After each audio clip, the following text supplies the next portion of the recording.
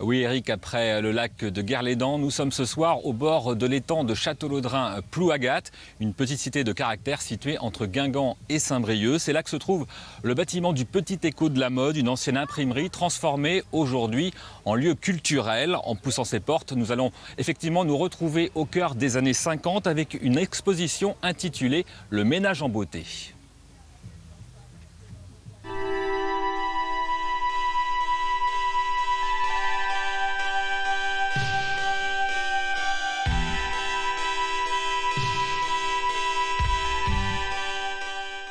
Bonsoir Laure Bent, vous êtes scénographe et commissaire de cette exposition qui est actuellement en cours de montage puisqu'elle va ouvrir au public à partir du 10 juillet. Alors expliquez-nous comment elle est née. Alors, cette exposition est née en consultant les archives du Petit Écho de la Mode et en constatant que les années 50 étaient un moment vraiment phare de l'édition des publications du magazine.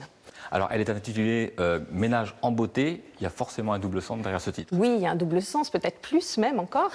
Le ménage en beauté, pour moi, c'est tout de suite une question. C'est plutôt une difficulté pour moi, le ménage. Donc, qu'est-ce qui se passait dans ces années 50 pour que ce soit aussi incroyable ?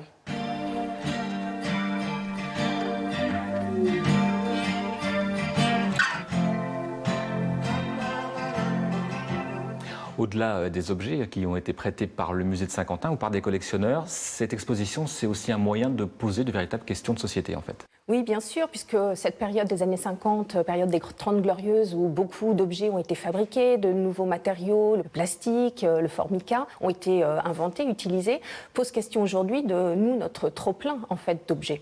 Et puis la grande question aussi, c'est la place de la femme au sein de cette société et aujourd'hui. Oui, ce qui m'amusait, c'est ce mot de ménage, parce que c'était faire le ménage, mais c'était aussi le ménage, le foyer, le couple. Et dans ce foyer, encore aujourd'hui, quelle est la place de chacun ?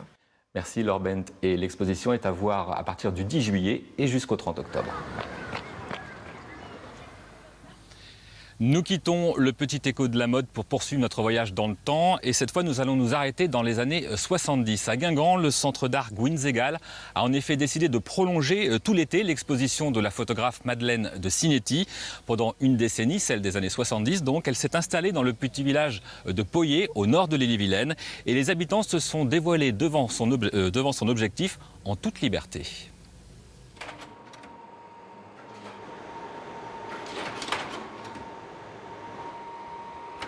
Avec son appareil en bandoulière, elle apparaît discrètement. Madeleine de Cinetti, photographe autodidacte, est arrivée par hasard à Poyet, un petit village au nord de l'Ille-et-Vilaine. C'était en 1972, en rentrant chez elle à Paris de vacances en Bretagne.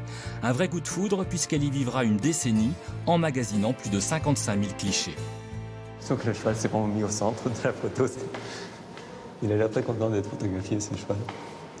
Et ça, c'est quelle famille ? Ça, c'est les Langlois.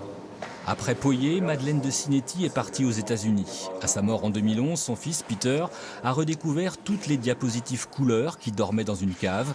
Avec Jérôme Sauter du centre d'art Gwynségal, ils se sont plongés dans ces tranches de vie d'une France aujourd'hui disparue. Il n'arrivait pas à attraper une boule. Mais Didier les attrapait bien. Tout ça, c'est des histoires que Madeleine m'a racontées parce que là, je n'ai pas encore né. Les familles de Poyet, c'était comme la mythologie de mon enfance. D'abord, je voyais les images partout dans la maison pendant que ma mère préparait les expositions en noir et blanc. Ma mère aimait tellement ces personnes et elle aussi l'aimait. Les noms, le père Gus, Maria, Marie-Christine, le père Eugène, Mère Fine, c'était presque comme une litanie. J'ai l'impression que c'était comme si c'était des oncles ou des tantes, ou comme s'ils faisaient partie de la famille pendant mon enfance. Un album de famille qui fait de ce village breton le village témoin d'une époque charnière. Quelque part, la photographier des gestes, des postures, des choses qui sont dans notre inconscient collectif, en fait, quelque part. Même si on les a pas forcément vécues, parce que moi j'étais trop jeune à cette époque, mais j'ai l'impression que peut-être le récit de nos parents ou les récits liés à la littérature, on a l'impression d'avoir vécu ces moments, même si on ne les a pas vécus nous-mêmes. Quelque part, elle actionne cet inconscient. Pour en garder la mémoire, un livre a également été édité, sous le même titre que l'exposition, Madeleine de Cinetti, un village.